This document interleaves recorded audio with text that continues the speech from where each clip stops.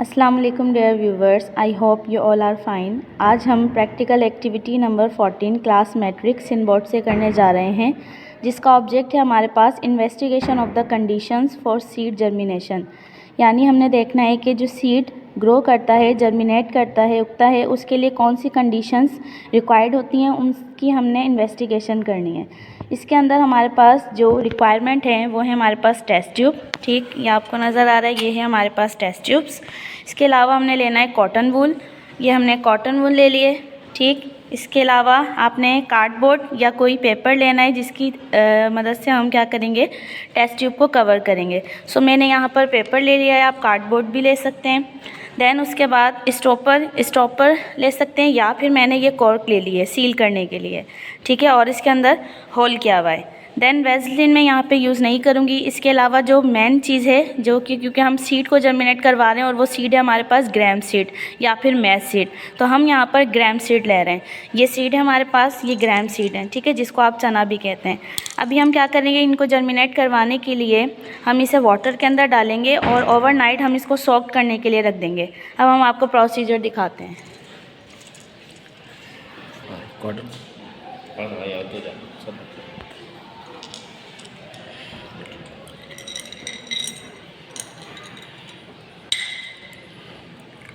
ये आप देख सकते हैं, पानी के अंदर हमने ये ग्राम सीड चने को डाल दिए। अब बबल्स आने इसके अंदर स्टार्ट हो गई कि रेस्पायरेशन कर रहे हैं। अब हम इसको देखेंगे कि ये सॉफ्ट हो चुके हैं, यानी इन्होंने पानी जो है वो अपने अंदर एब्जॉर्ब कर लिया है या नहीं। ठीक, अब ये आप देख सकते हैं, ये हमने पूरी रात के लिए इसको रख दिया था, ओवरनाइट ये सॉफ्ट हो चुके हैं। अब हम क्या करेंगे, हम टेस्ट ट्यूब लेंगे और टेस्ट ट्यूब के अंदर हमने कॉटन लगानी है, कॉटन के ऊपर वाटर लगाना है। ठीक है, और सिर्फ एक टेस्ट ट्यूब को हमने छोड़ना है, बाकी उसके बाद जो भी हमने ये सीड लिया है ग्राम सीड, इसको इसके ऊपर रखना है।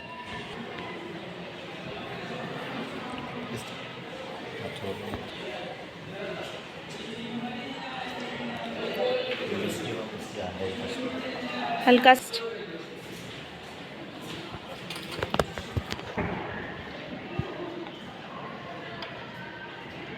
इस तरह से हम कॉटन को टेस्ट ट्यूब में डालेंगे और उसके ऊपर हम एक ग्राम सीड रख देंगे।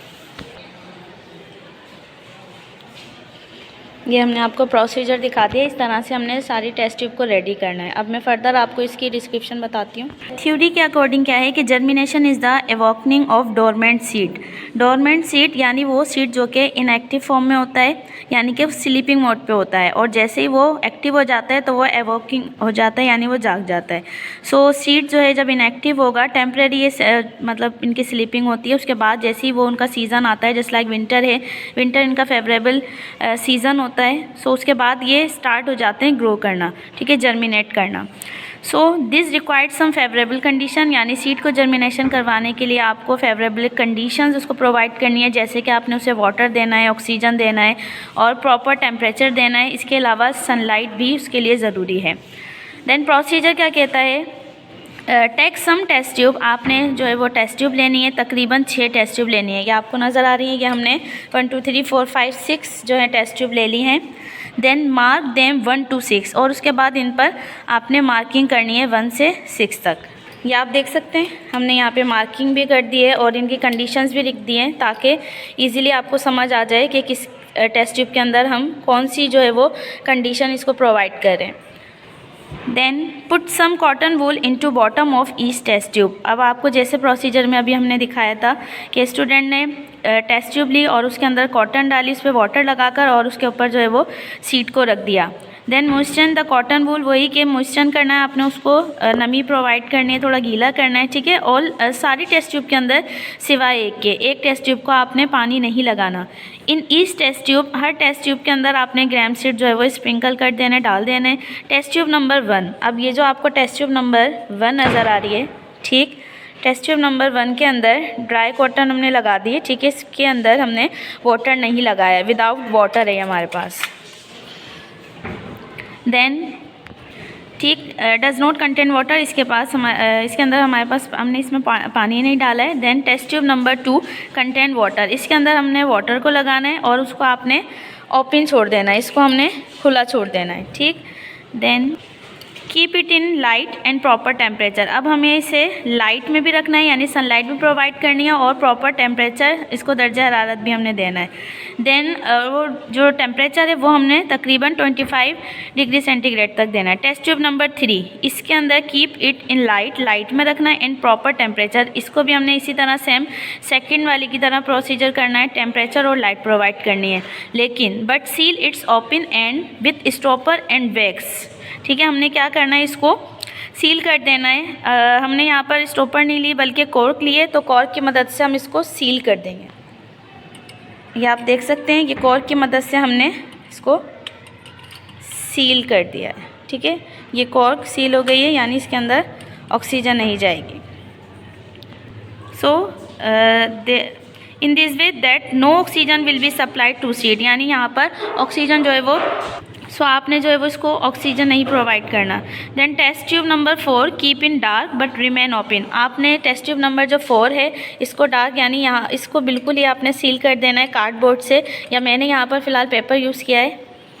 Then test tube number 5, keep in freezer. अब चौथी जो 5वीं हमारे पास जो टेस्ट ट्यूब है जिसके अंदर हमने लिख दिया है ये कोल्ड, यानी इसको हमने फ्रीज़र के अंदर रखना है, यानी इस सीट को हमने कोल्ड प्रोवाइड करना है, ठंडा टेम्परेचर। ठीक है, क्योंकि ये टेम्परेचर जो हमारा एयर रूम टेम्परेचर का टेम्परेचर है वो प्रोवाइड नहीं करना, बल्कि हमने इसको फ्रीज़र के अंदर रखना है ताकि ये कोल्ड हो जाए।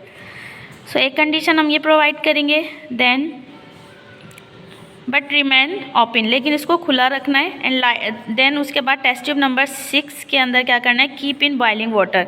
इसके अंदर हमने उबला हुआ पानी डालना है, यानी ये हॉट वाटर, या आप इसको हीट अप भी करवा सकते हैं।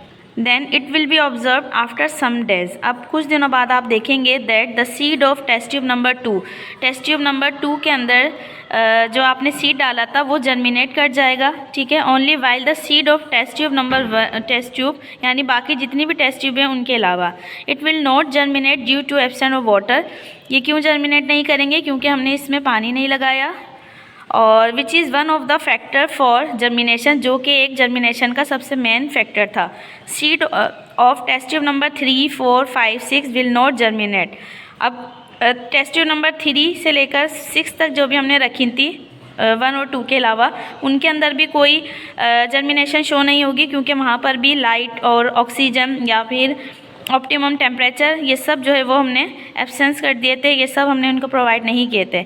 It shows that these all conditions are required for germination. इसका मतलब ये प्रूव हुआ कि सीड को जर्मिनेट करने के लिए इन तमाम तर चीज़ों की, इन तमाम तर कंडीशंस की ज़रूरत होती है। अब हम आपको इसका रिज़ल्ट दिखाते हैं कि 1 के अंदर कोई रिज़ल्ट शो नहीं होगा, 3 के अंदर, 4, 5, 6 सिर्फ इसके अंदर, क्योंकि यहाँ पर हमने इसको प्रॉपर एयर भी दी, इसको हमने प्रॉपर टेम्परेचर भी प्रोवाइड किया, वाटर भी, क्योंकि हमने कॉटन को डैम कर दिया था, थोड़ा नम रखा था, तो उसकी वजह से ये जर्मिनेट करेगा। अब आप देख सकते हैं इसके अंदर जितने भी सीड हैं, टेस्ट ट्यूब नंबर 1 में कोई सीड जर्मिनेट नहीं हुआ, 2 में आपको नज़र आ रहा होगा ये सीड जर्मिनेट कर गया है, 3 के अंदर में भी कोई जर्मिनेशन नहीं है, 4 में भी, 5 में भी और 6 में भी।